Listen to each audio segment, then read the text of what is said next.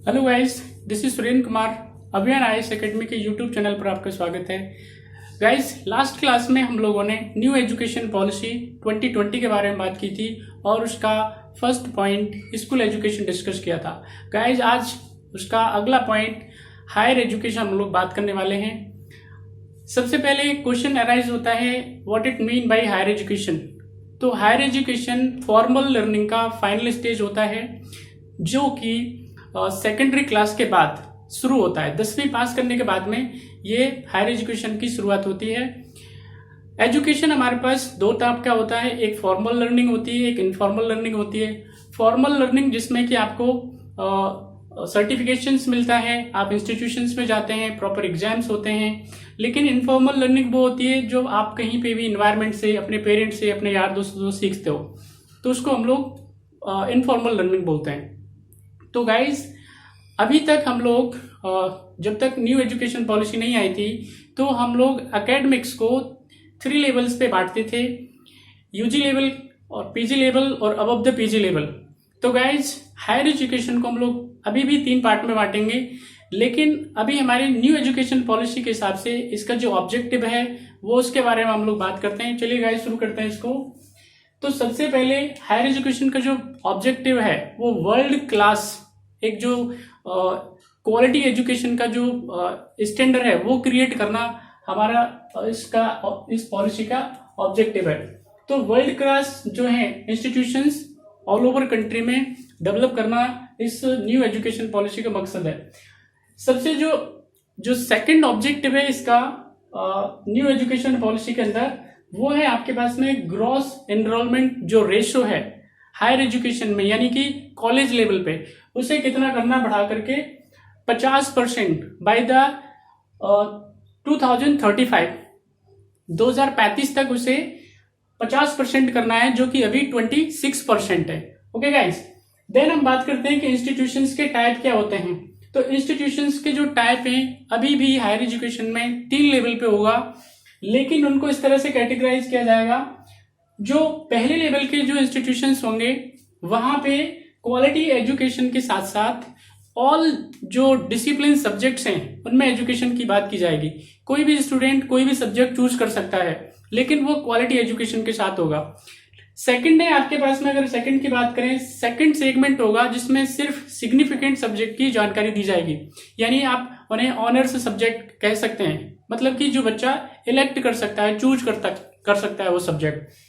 Guys, इसके बाद हम बात करते हैं under graduate education. Under graduate education पे ये भी आपके पास में इसके भी डिफरेंट पार्ट्स होंगे, तो इसमें ऑनर्स भी आप बच्चा कोई ले सकता है। इसके अलावा जो मल्टी डिसिप्लिनरी सब्जेक्ट है वो भी चूज कर सकता है गाइस। इसके बाद हम बात करते हैं मिशन नालंदा और तक्षशिला। गाइज, इस मिशन का पर्पज है, इसे लॉन्च करने का पर्पज है कि इंडियन एजुकेशन जो सिस्टम है उसे एंशिएंट एजुकेशन सिस्टम के बिहाफ पे डेवलप करना। गाइज, हमें ये जानना चाहिए कि हमारा एंशिएंट एजुकेशन सिस्टम काफी डेवलप था। हमारे यहाँ पे विदेशों से बच्चे पढ़ने आते थे। नालंदा और तक्षशिला के जाने माने विश्वविद्यालय थे, जहां पे आप देखेंगे कि विदेशों से जो बुद्धिस्ट है, बुद्धिस्ट रिलीजन के बारे में, फिलोसफी के बारे में, या मेडिसिन्स है, एस्ट्रोनॉमी के बारे में यहाँ पे इसमें एजुकेशन दी जाती थी। तो इनको रिवाइव करने का जो काम है वो गवर्नमेंट अभी कर रही है। तो इसी बेस पे ये जो मिशन है नालंदा और तक्षशिला वो लॉन्च किया जाएगा। गाइस, जिसके बाद हम बात करते हैं focus on high quality liberal education. सबसे ज्यादा जरूरी बात होती है कि गाइस, बच्चे को उसको इमोशनल गाइडेंस देना, इमोशनल असेसमेंट प्रोवाइड करना। अगर बच्चा कहीं पे, कई बार क्या होता है कि बहुत सारे प्रॉब्लम्स होते हैं बच्चों के साथ में, फाइनेंशियल प्रॉब्लम्स हो सकती हैं, आपके पास सोशल प्रॉब्लम्स हो सकती हैं, मेंटल प्रॉब्लम्स हो सकती हैं, फिजिकल प्रॉब्लम्स हो सकती हैं। तो कई बार बच्चा क्या है, कॉलेज और स्कूलों से ड्रॉप आउट हो जाता है। स्पेशली अगर हम कॉलेजेस के बारे में बात कर रहे हैं तो कॉलेजेस तक आते आते बच्चों के साथ में बहुत प्रॉब्लम्स होने शुरू हो जाती हैं। तो वो फर्स्ट ईयर या सेकंड ईयर या थर्ड ईयर में आकर के विड्रॉ कर लेता है और हट जाता है। तो इससे उसके जो 2 या 3 या जो पहला साल है वो बेकार चला जाता है गाइज। बट अभी इस एजुकेशन पॉलिसी में अच्छे प्रोविजंस ये हैं कि अगर बच्चा फर्स्ट ईयर में जाता है तो उसे फर्स्ट ईयर के हिसाब से उसे एक रजिस्ट्रेशन मिलेगा, सर्टिफिकेशन उसे मिलेगा फर्स्ट ईयर का। अगर वो अगले 2 साल तक रहता है वहां पे तो उसे 2 साल का डिप्लोमा मिलेगा, और 3 साल जब पूरी करता है तो उसे 3 साल का डिग्री कोर्स प्रोवाइड किया जाएगा।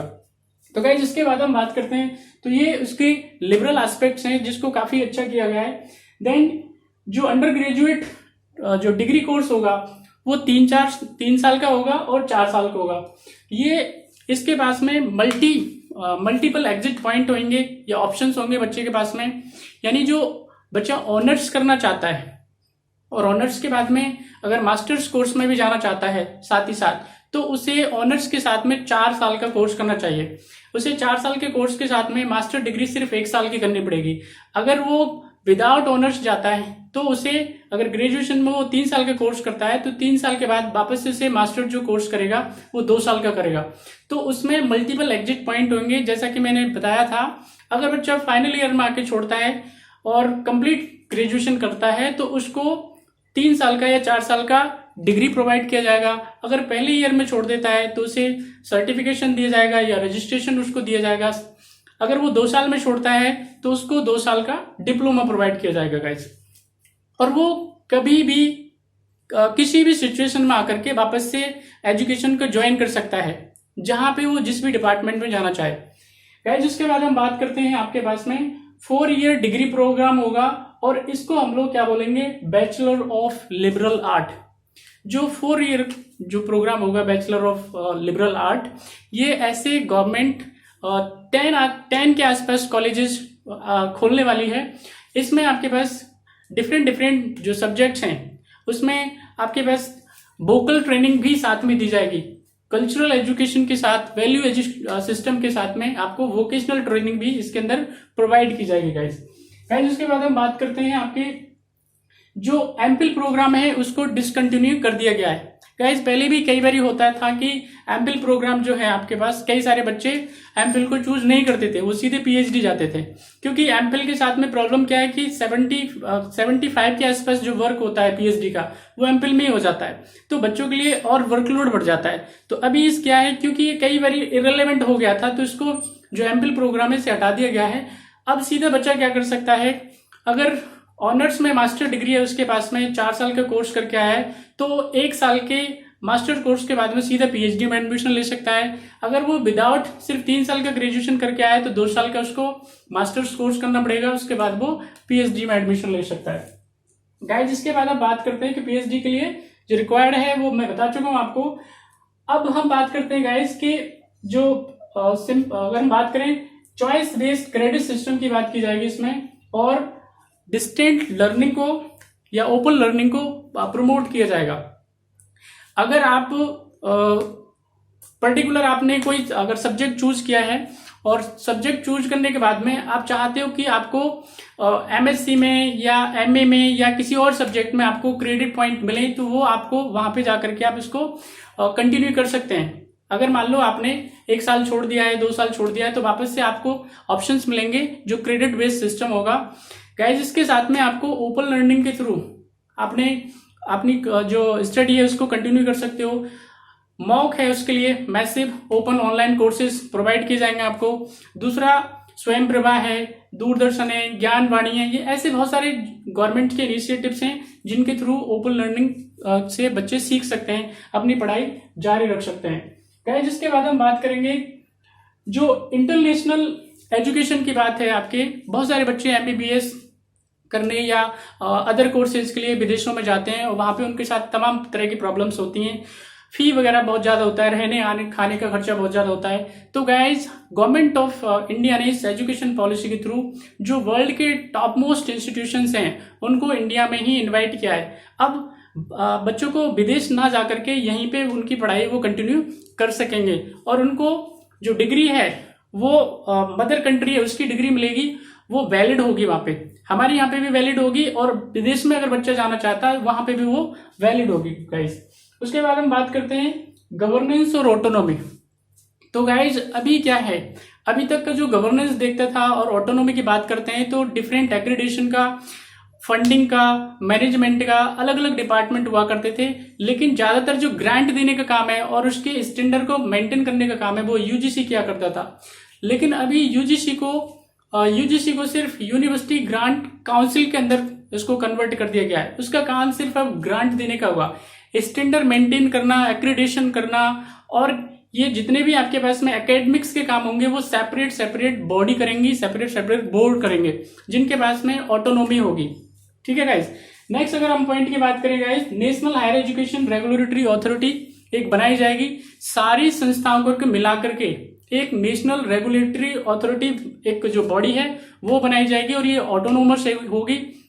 इस पे किसी का भी कोई प्रेशर नहीं होगा, और ये अपने डिसीजंस में, जैसे आज तक यूजीसी हुआ करता था, लेकिन यूजीसी के पास में जो मल्टी टास्क जो हो गए थे, बहुत सारे काम ग्रांट देने का, स्टैंडर्ड जो कॉन्स्टिट्यूशनल मैंडेट है उसको मेंटेन करने का, तो ऐसे बहुत सारे काम इसके पास यूजीसी के पास हो गए थे।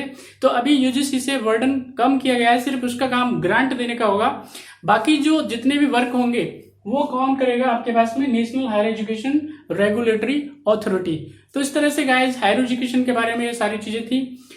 एजुकेशन लेवल पे एक और इसका आता है आपके पास, मैंने कल स्कूल एजुकेशन में भी बताया था, टीचर्स और जो पीपल का रेशो है वो आपका 1:30 था, तो उसे हायर एजुकेशन में भी अप्लाई किया गया है, यानी कि 30 बच्चों पे एक टीचर होगा। इससे क्वालिटी बढ़ेगी गाइस, राइट। तो इस तरह से हायर एजुकेशन के बारे में ये वीडियो था। होप आपको पसंद आएगा और ये काम का होगा। बाकी अगले वीडियो में मिलते हैं, तब तक ख्याल रखें अपना। Thank you.